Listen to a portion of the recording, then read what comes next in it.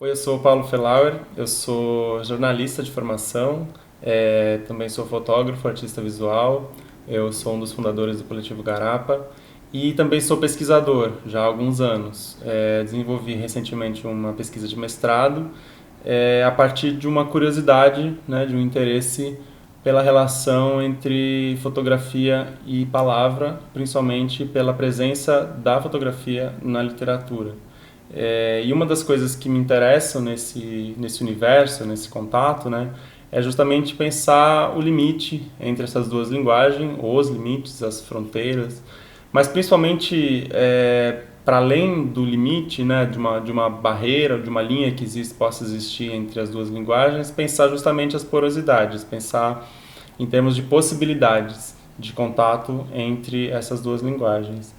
E durante essa pesquisa, um dos livros que me chamou bastante a atenção, é, talvez por ser um livro que de alguma forma vem da fotografia, né, ou seja, de um autor que é bastante, inclusive, conhecido no meio da fotografia brasileira, eu me interessei por esse livro, que é o Livro dos Monólogos, Recuperação para Ouvir Objetos, do Diógenes Moura.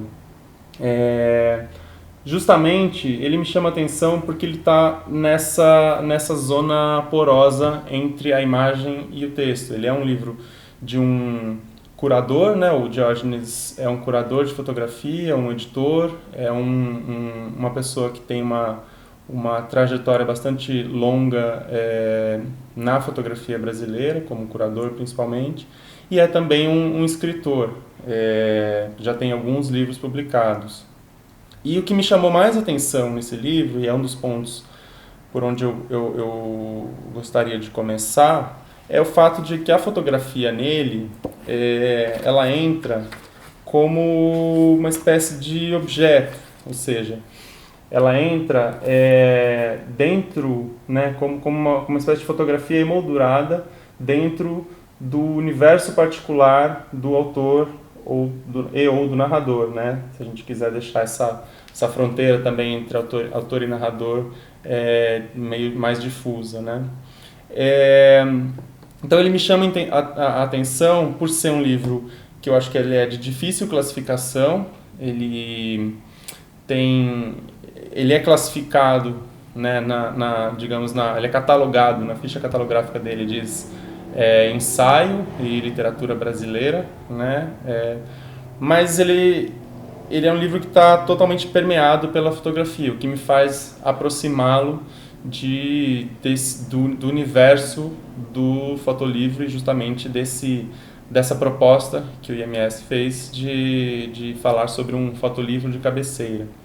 É, ou seja, ele é um livro literário, por um lado, né? Mas é um livro que está o tempo inteiro permeado pela fotografia. Assim. Então, eu acho que naquilo que eu falei da questão das porosidades entre palavra e imagem, eu acho que ele está justamente trabalhando sobre essa fronteira, assim, sobre nessa zona meio indeterminada em que a imagem ela permeia a palavra e vice-versa. Então eu vou começar falando um pouco do livro em si. A gente começando obviamente pela capa. A capa ela traz, além da foto do autor, né, um retrato do autor, e esse tema do retrato vai se tornar bastante relevante, né, ao longo da minha leitura. E ele começa com o nome, né, do autor, Diógenes Moura, que é como eu já falei, um curador, um editor, roteirista, escritor, bastante conhecido no meio fotográfico brasileiro, já foi curador da Pinacoteca, por exemplo. E em seguida, o livro dos monólogos, que é digamos, o título, né? E esse título, o fato, né, de chamar de um livro dos monólogos, ele também já traz algumas das características que eu tinha apontado na introdução sobre o ensaio, né? Que é o fato de que o autor está presente. Né? O monólogo ele é uma forma de performance também. E eu falo isso não só teoricamente, mas por saber também e por já ter visto o próprio autor, Diógenes, apresentando trechos, né, textos dele e textos que estão nesse livro publicamente no Festival Valongo em 2016. Então, tem o fato de ser um monólogo, né, ou seja, de ser uma coletânea, entre aspas, né, de monólogos, também traz esse elemento, essa presença do autor, que é uma característica do ensaio, esse ensaiar a si mesmo do autor, né? O autor que, ao escrever, ao ensaiar, né, ele está sempre presente. E tem uma característica interessante nesse livro também, que é, como eu mostrei a imagem da fotografia presente no ambiente, né, a fotografia enquanto um objeto também de um ambiente íntimo, essa fotografia localizada dentro de um apartamento, nesse caso, né, é que a maior parte dessas fotografias que estão nesse livro não são do próprio autor, não são do Diógenes, são, na verdade, fazem parte de um ensaio, voltando à mesma palavra, né, um ensaio que foi feito pelo fotógrafo Ale Ruaro, a convite, obviamente, do Diógenes, dentro do apartamento dele. E esse ensaio, né, do Ale, ele traz fotografias, entre outros objetos que estão na casa do Diógenes, traz fotografias de outros autores. Então, o livro é quase todo um diálogo de um escritor que não é um escritor qualquer, é um escritor que tem uma convivência, né, com a fotografia de muitas décadas, com essas imagens que de alguma forma fazem parte desse repertório particular. Então, o livro dos monólogos e depois, entre parênteses, um subtítulo: Recuperação para ouvir objetos. Esse subtítulo, eu lendo aqui o livro, eu descubro que é uma citação do poeta Jorge de Lima. Seguindo na leitura, a gente começa a ver essas vinhetas decorativas, né? Elas estão presentes ao longo de todo o livro. E uma cena do próprio Diógenes numa dessas leituras públicas que eu comentei. Então a gente entra nesse universo particular, né, do autor, onde estão esses objetos que, evidentemente, que vão trazendo, né, uma particularidade, assim, já nos introduzem a esse universo particular, né, do autor, a toda uma simbologia. Ele conta em algum momento em que ele nasceu no Recife, viveu em Salvador e vive em São Paulo já há bastante tempo. Então essas três cidades, esses três universos, eles de alguma forma se misturam, né, e convivem em todos esses objetos que compõem esse ambiente, inclusive convivem com as fotografias. Então, depois de algumas páginas, a gente chega digamos, a primeira dessas fotografias transformadas, convertidas em objetos, né? E eu estou usando bastante a palavra objeto, porque justamente o que o subtítulo traz, né, o que o verso do Jorge de Lima traz no subtítulo, essa ideia de ouvir os objetos, né? Então, a impressão que dá é que todo o trabalho feito, né, nesse livro, tanto no texto quanto nas imagens, é uma forma que o autor encontrou de buscar ouvir esses objetos, né, ouvir o que dizem todos esses objetos de um ambiente, de um universo particular. Então a gente vê as fotografias, máscaras, como essa. E então a gente volta, né, retoma a figura do autor no seu momento de monólogo, com uma forma de reiteração dessa ideia do monólogo, né? E chegamos, enfim, à folha de rosto. Esse é uma espécie de preâmbulo, né, do livro, e ele vai se dividir na sequência em 5 partes, 5 capítulos, e eu vou apresentar um pouco acho que dos principais temas, eu diria, dos principais questões que se apontam, né, que são apontadas em cada um desses capítulos. Antes mesmo de começar o primeiro capítulo, né, ele traz uma foto antiga com a legenda que sugere que é o casamento do próprio pai em fevereiro de 51 em Recife. E aí um primeiro comentário sobre uma espécie de estatuto da imagem, né, da fotografia. Ele fala que dentro dessa fotografia todos continuam jovens. E em seguida começa o primeiro capítulo, que é a Garganta das Coisas. Esse capítulo, A Garganta das Coisas, também é um verso do Jorge de Lima. E esse capítulo ele tem uma espécie também a forma de uma introdução, assim. Então ele tem um prólogo em que o autor se apresenta, ou pelo menos tenta dizer, né, o que é esse livro dos monólogos. E é interessante que ele coloca já de cara nessa... ele fala das 3 cidades onde ele viveu, Recife, Salvador e São Paulo, e ele fala que se trata de uma experiência dramática, como sugere também a ideia dos monólogos. E aqui você já começa a perceber como a ideia dessa convivência de vários elementos, ela está presente no livro, né? E que também está traduzida nas imagens, né? Porque as fotografias que, de alguma forma, fazem parte desse repertório do autor, elas convivem entre si e também com esses outros objetos. E a partir do momento em que elas convivem, se relacionam com esses outros objetos, elas também se tornam outras coisas, né? Então, essa ideia de uma convivência, eu acho que é muito, muito interessante nesse livro, assim, convivência de elementos aparentemente díspares. O que ele tenta definir como, né, o cerne desse livro é justamente uma tentativa de irmanar literatura, imagem, fotografia e existência. Então, assim, entre esses objetos vão surgindo também personagens.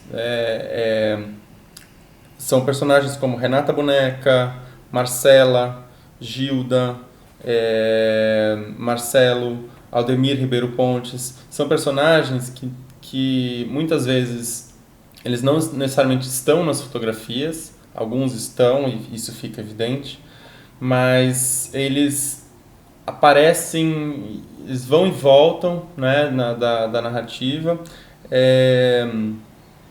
e eles também convivem entre si e mudam, né, de personalidade, de lugar, digamos, ao longo do livro. Então, nesse primeiro capítulo tem todo uma espécie de introdução em que vão sendo apresentados alguns desses locais e personagens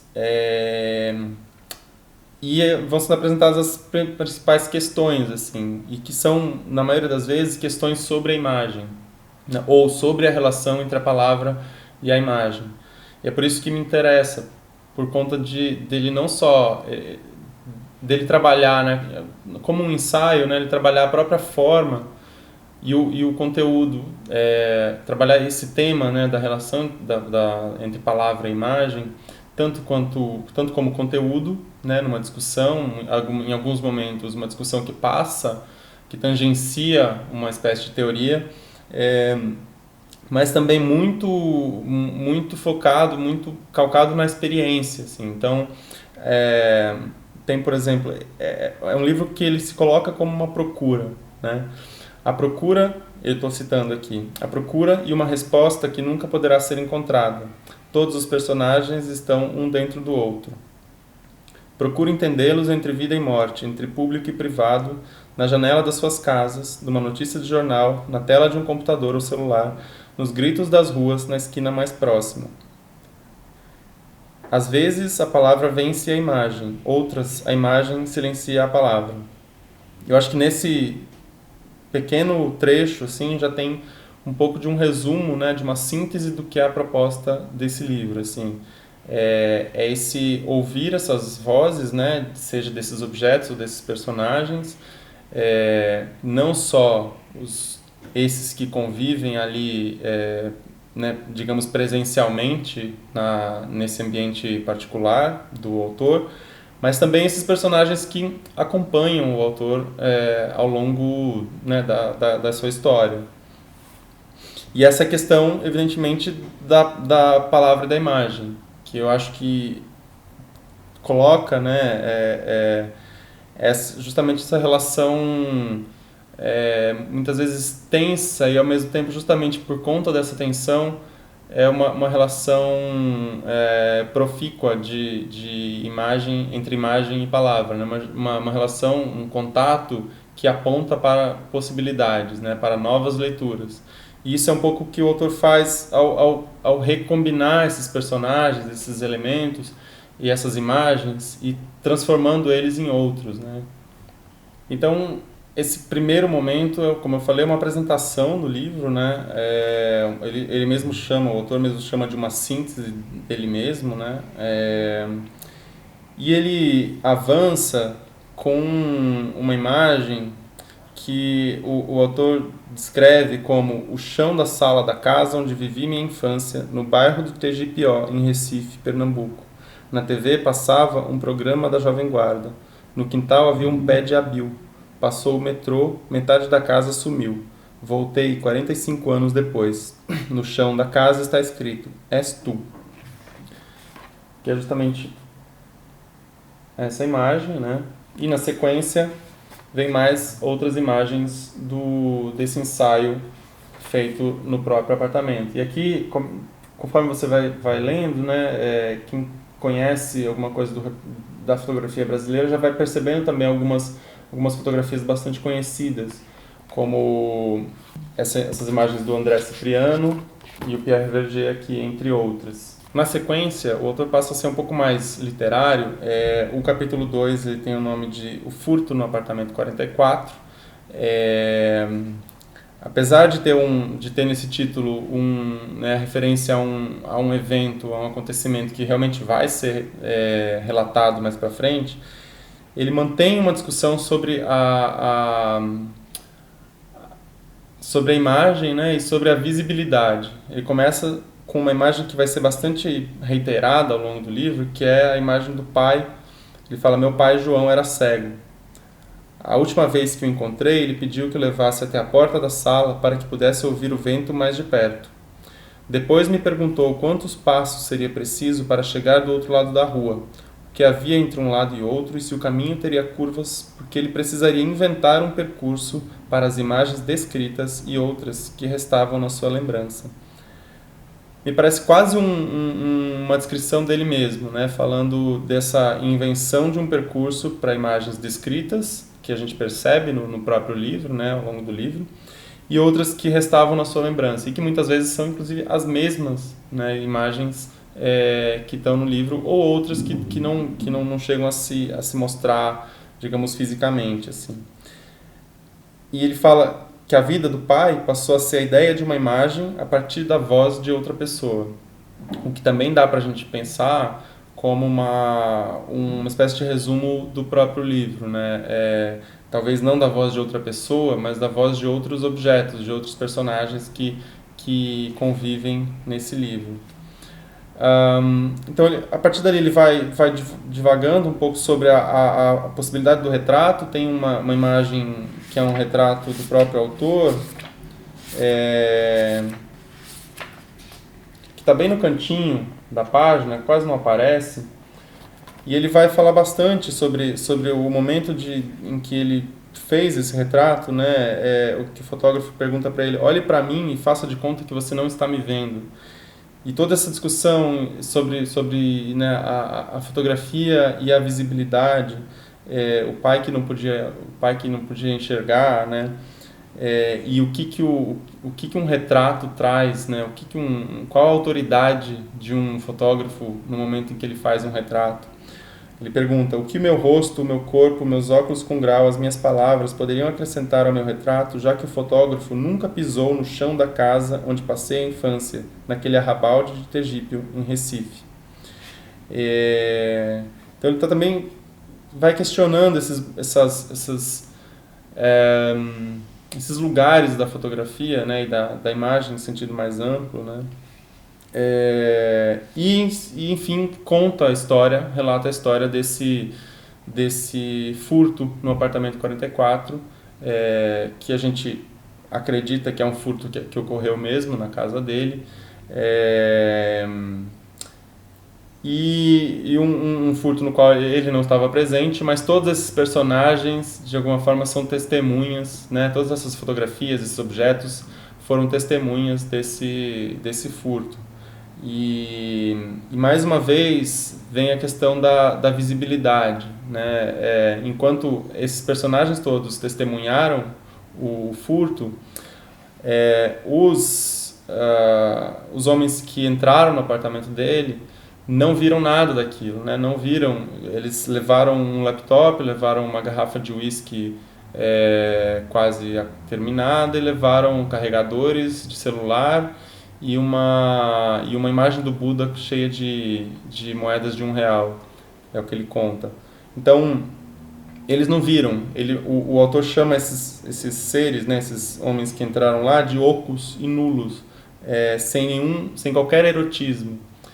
E é uma provocação interessante, porque ao mesmo tempo as imagens que estão expostas nesse apartamento, né, que convivem ali, são muitas delas marcadas justamente pelo erotismo.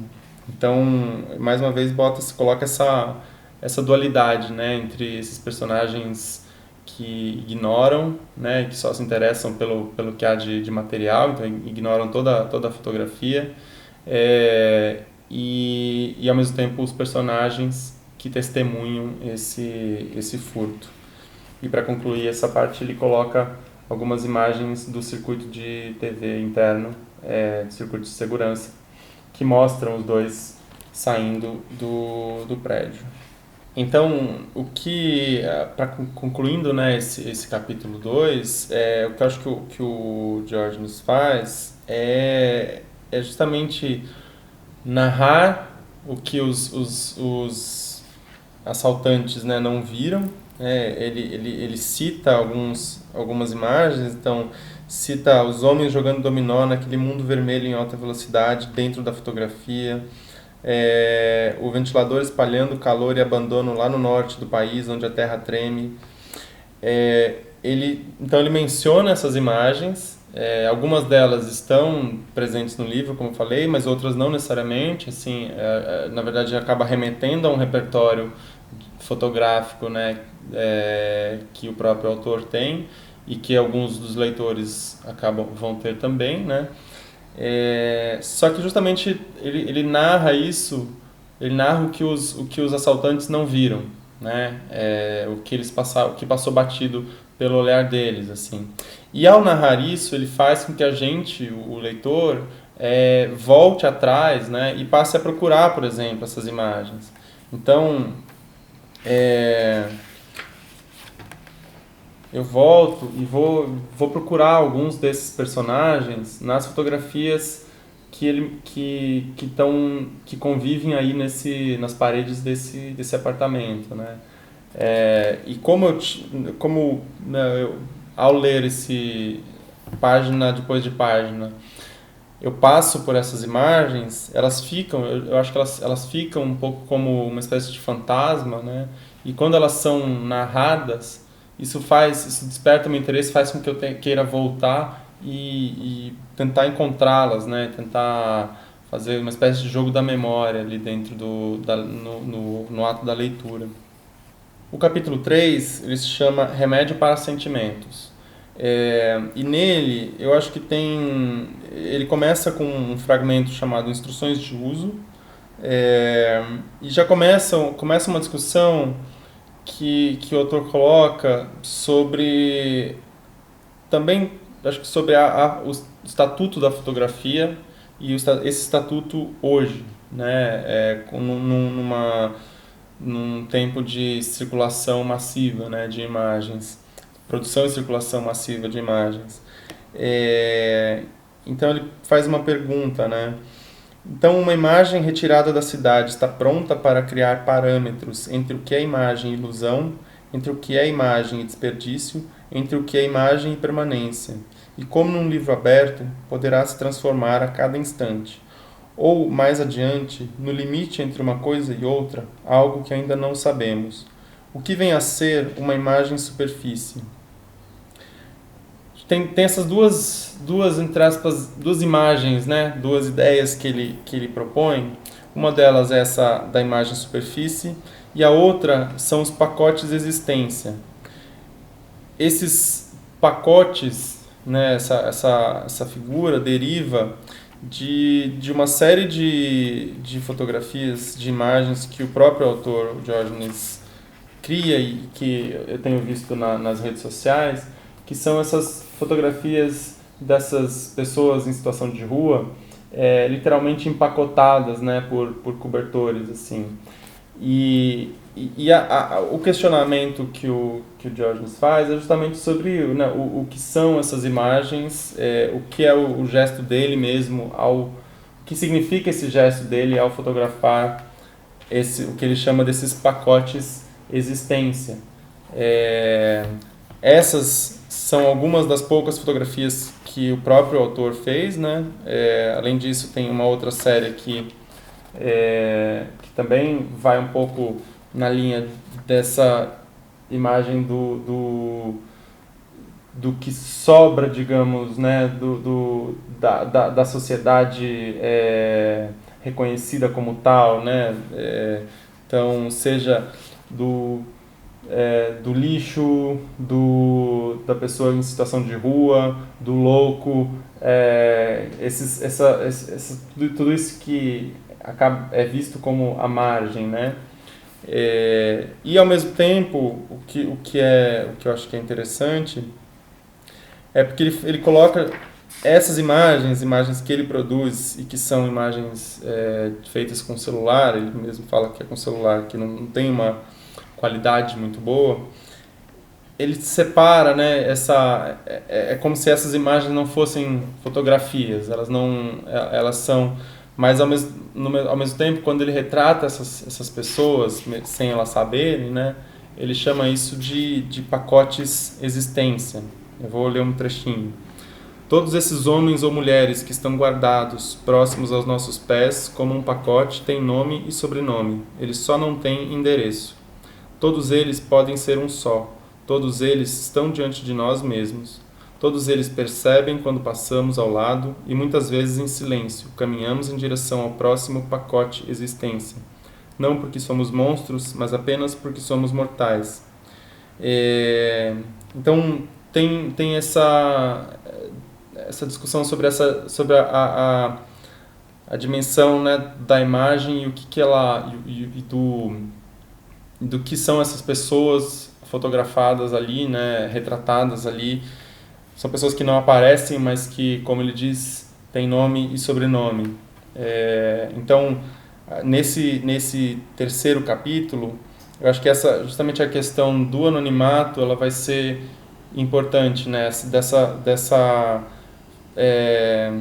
dualidade entre o anonimato e a existência, né?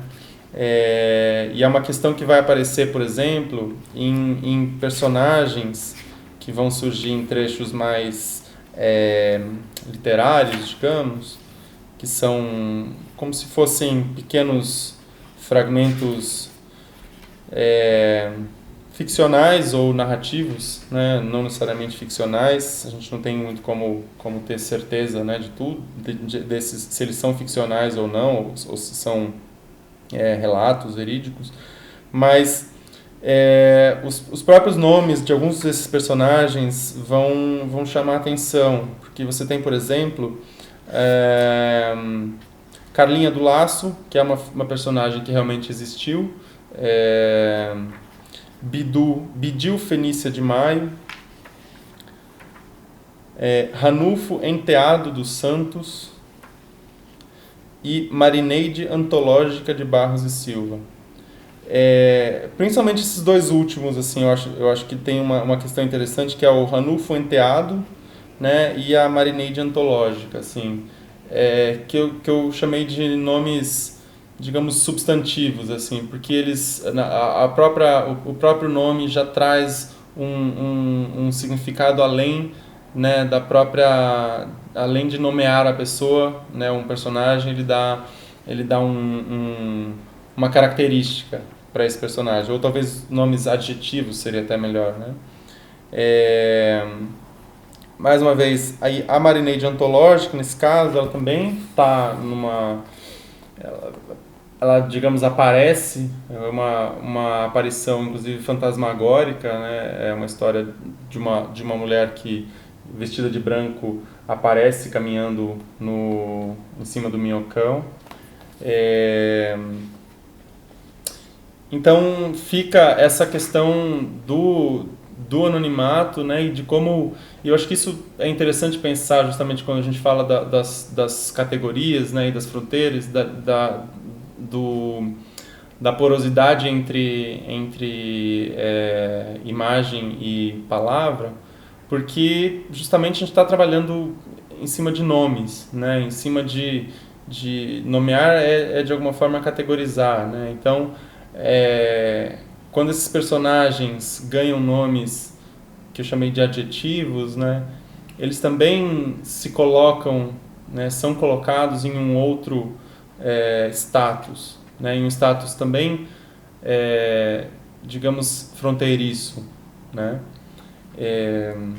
O capítulo 4 e 5, os dois últimos capítulos do livro, são mais textuais, né? A fotografia impressa, ela perde um pouco de espaço, mas ao mesmo tempo, todas as imagens pelas quais a gente passou durante a leitura, elas seguem presentes de uma forma mais latente, até fantasmagórica, assim.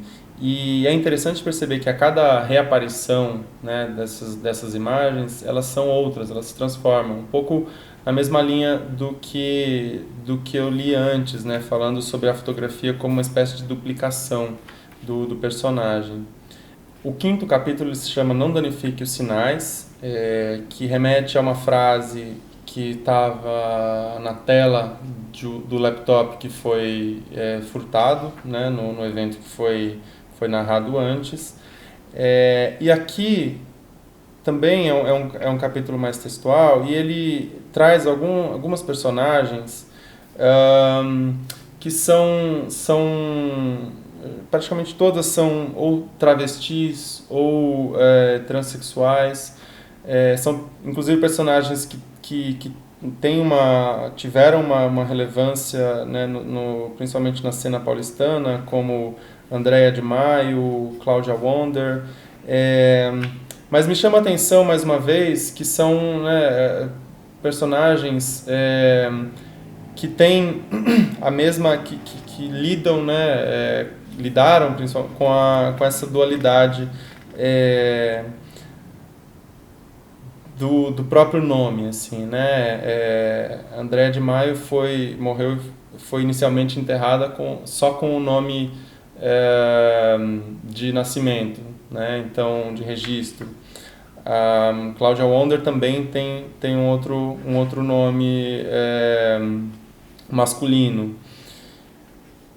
E isso, né, eu acho que não à toa, né, não só por uma escolha de repertório, eu acho, mas a própria escolha desses personagens traz um pouco desse lugar fronteiriço, de tanto personagens, imagens e textos e narrativas não, que não se definem por padrões pré-estabelecidos. E aí, no final desse capítulo, já caminhando para o final do livro, o autor retoma a imagem do pai João, que era cego, né? E praticamente de uma forma idêntica ao que ele tinha escrito antes. Retomando aquela ideia de que a vida do pai passou a ser a ideia de uma imagem a partir da voz de outra pessoa. E, de certa forma, é um pouco o que eu vejo ele fazendo ao longo de todo o livro, né? Narrando a própria vida, ou seja, ensaiando a si próprio, né? Vacilante entre a imagem e a palavra, né? E ao mesmo tempo usando a palavra para descrever imagens que algumas delas vê no próprio livro, né? Imagens com as quais ele convive. Só que dessas imagens com as quais ele convive, estão presentes também imagens que não são, que não estão, que a gente não vê necessariamente aqui, né? Ele conversa com fotografias que também não aparecem aqui, né? Como eu falei antes, assim, com um repertório, principalmente da fotografia brasileira, que para o leitor que conhece alguma coisa acaba sendo interessante porque ele consegue associar, mas para o leitor que não conhece, que não tem todo esse repertório, também funciona como uma espécie de narrativa ficcional e que no fim é justamente talvez o ponto central, né, desse, sei lá, o ponto que resume a ideia desse livro, né, que está também nessa ideia do pai cego, né, do pai que passa, cuja vida passa a ser uma imagem contada por outro, né. Ele faz uma reflexão aqui no finalzinho. Em tempo algum, uma imagem será apenas uma imagem, nem em seus signos, nem em suas representações. Cada imagem contém a vida inteira do fotógrafo como instrução de uso, uma cápsula do tempo. Poderá ser real e nada ilusória. Poderá dominar o tempo. O espectador sentirá a presença do homem invisível querendo sair para encontrar o sol, se aproximar do hidrante vermelho que, como os ETs, estarão sempre nos rondando, seres com máscaras cuja presença não possui apenas uma face exterior. O olhar atravessa o olhar. Então, já concluindo, né, ele conclui com mais algumas imagens dessas fotografias, desse ensaio feito no próprio apartamento, inclusive aqui a gente vê ele mesmo, né, o autor, e termina com a versão em inglês de todos os textos.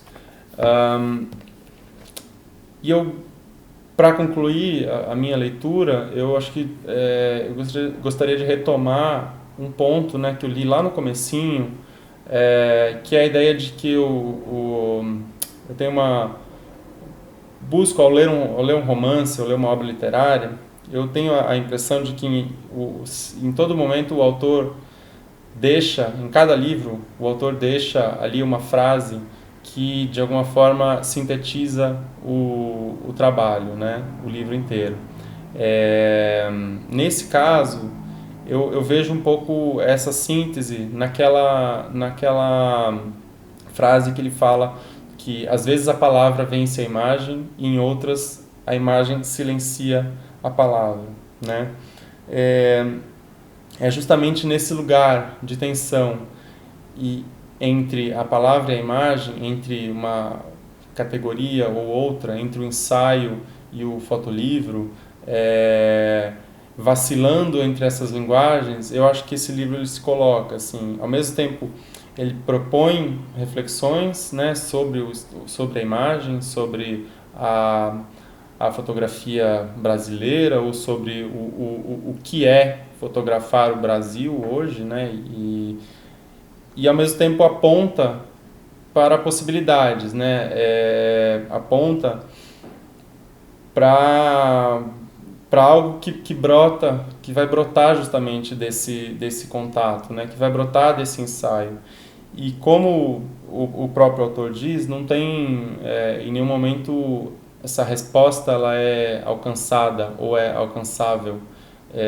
E justamente o que ele propõe então é ensaiar a respeito disso. E ensaiar é sempre tatear, tentar, né?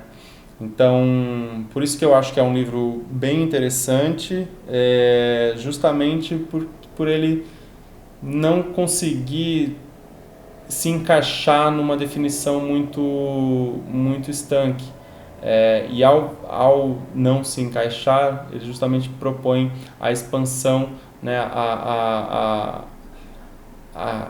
propõe que a gente repense essas fronteiras, que a gente que as próprias fronteiras elas se diluam, né? E eu acho que O livro dos monólogos, Recuperação para Ouvir Objetos, do Diógenes Moura, é um bom exemplo de um livro que não se contém.